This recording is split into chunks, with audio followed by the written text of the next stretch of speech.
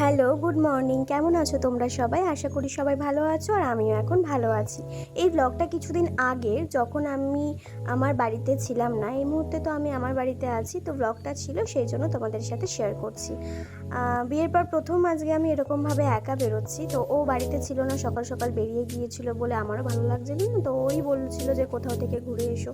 আমি আমার ভাইকে ডাকলাম আর ভাইকে ডেকে বললাম তো আজকে আমি একটু আমার নিজের জায়গায় যাই। মানে এখন আমি যেখানে যাচ্ছি, যেই বান্ধবীর বাড়ি যাচ্ছি, তাকে একদম কিচ্ছু জানাইনি, না জানিয়ে যাচ্ছি, কারণ রিয়াকশন কি হবে সেটা আমি জানি না। আর এই যে পাড়াটায় ঢুকলাম, এই পাড়াটাতেই আমি থাকতাম। এটাই আমার এলাকা বলতে পারো, এখানেই আমি বড় হয়েছি। এখানকার প্রত্যেকটা মানুষ আমায় চেনে, তো সেই জন্য সবাই খুব ভালোবাসে ছোটো থেকে। তো এই যে চলে এসেছি, ওই সামনে ওইটা হচ্ছে ওর বাড়ি। জানি না কীরকম কী রিয়াকশন হবে, যেহেতু না জানিয়ে এসেছি, কে কী বলবে জানি না, একটু দেখে শুনে ঢুকছি।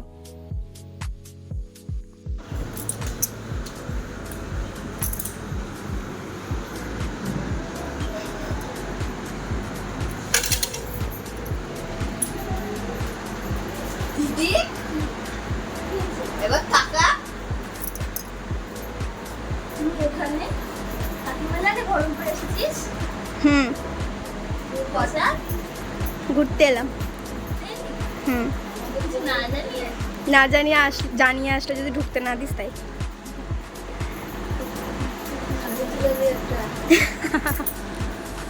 কি করছিস?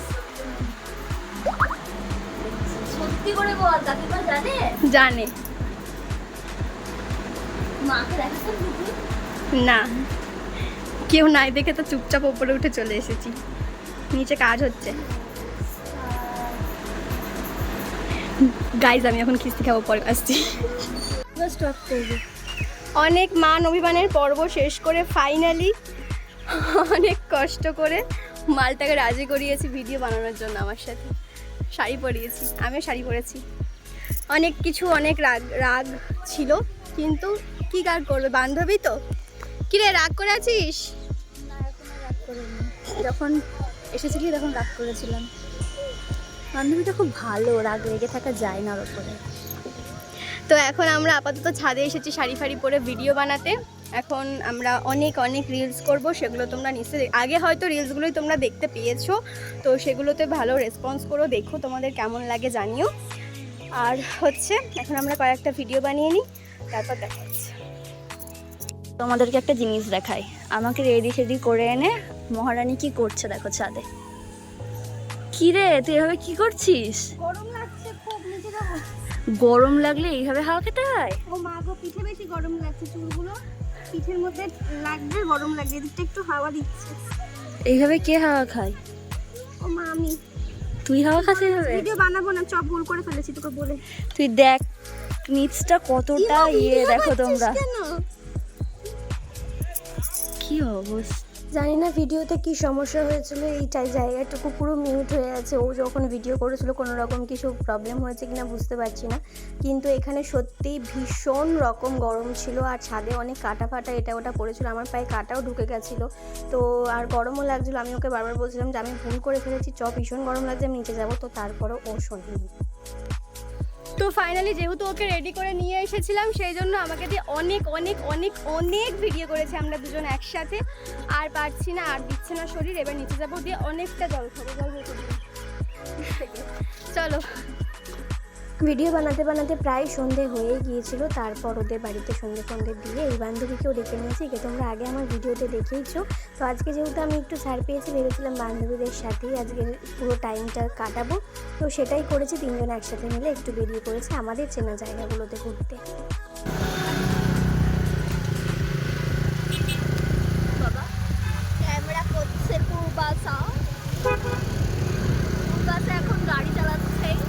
আমি অনেকদিন পর বান্ধবীদের সাথে বেরিয়েছি, তাই আমার যা ইচ্ছা আমি তাই করবো। মানে যাকে তাকে ঠুকিয়ে দেবে, সেটা বলতে চাইছে। একদম হাত ভালো না, কি জোরে চালাচ্ছে। হ্যালো গাইস, আস্তে করো। আমার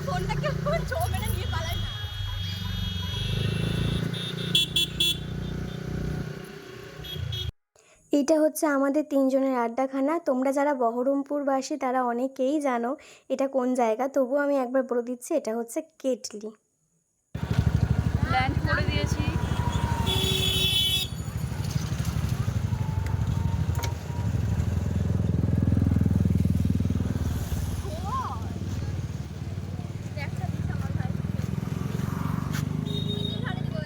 হ্যালো, এই ভয়েস আমি বেশি বকছি, ভয়েস দিই না, ঠিক আছে?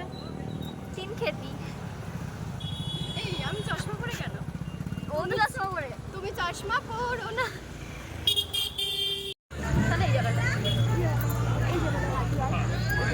আর সামনে থেকে হাট, এমনি ক্লিপটা নিলেই হবে। ওর বর আজকে ওকে গরু ছাড়া করে ছেড়ে দিয়েছে ফুল বাসা। আজকে আমি ছাড়া গরু, ওই জন্য গরুদের মতো চলে বেড়াচ্ছে। একটু পরে সবাই নিতে চলে আসবে আমাকে।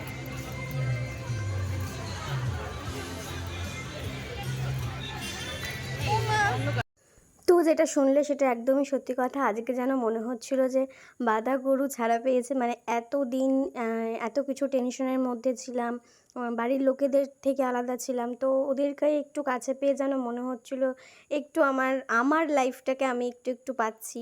তো যাই হোক, আমাকে কোনোদিনই কেউ কোনো কিছুতে বারণ করেনি, না আমার বাড়ির লোক, না তোমাদের যে ভাই বলবে ভাই, দাদা বলবে দাদা, তো ও কোনোদিন আমাকে কোনো কিছুতে বারণ করেনি।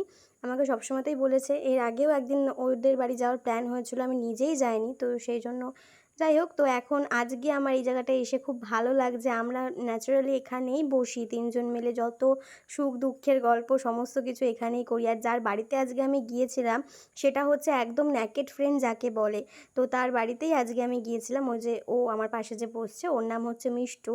তো এখন আমাদের চা চলে এসেছে। আর এই জায়গাটা আশা করি তোমরা চিনতে পারছো, এটা তোমাদের দাদা বা ভাইয়ের ব্লগে তোমরা দেখেছো এই জায়গাগুলো। তো পেছনে দেখো পুরোটা ফাঁকা। আগের দিন তো ও ছিল আমার সাথে, আজকে নেই, তো সেই জন্য একটু একটু খারাপ লাগছিল। তারপরও আমরা একটু একটু চিকেন পকোড়া অর্ডার করেছিলাম আর সেটা খাচ্ছিলাম। এখানে এর নাম হচ্ছে প্রীতি, এটা হচ্ছে আমার কলেজ ফ্রেন্ড। আর সামনে ভাই বসে আছে, ভাই আসে না। তো যাই হোক, এই কথা তো তোমাদেরকে আগেই বললাম, ভাই আমাকে নিতে এসেছিলো, ভাই বাড়িতে দিয়ে আসতো। আর এখানে চলো, কারেন্ট চলে গিয়েছিল, তো আমরা একটু খাওয়া দাওয়া করে আজকের মতো বাড়ি চলে যাই। টাটা, বাই বাই, দেখা হচ্ছে নেক্সট ভিডিওতে।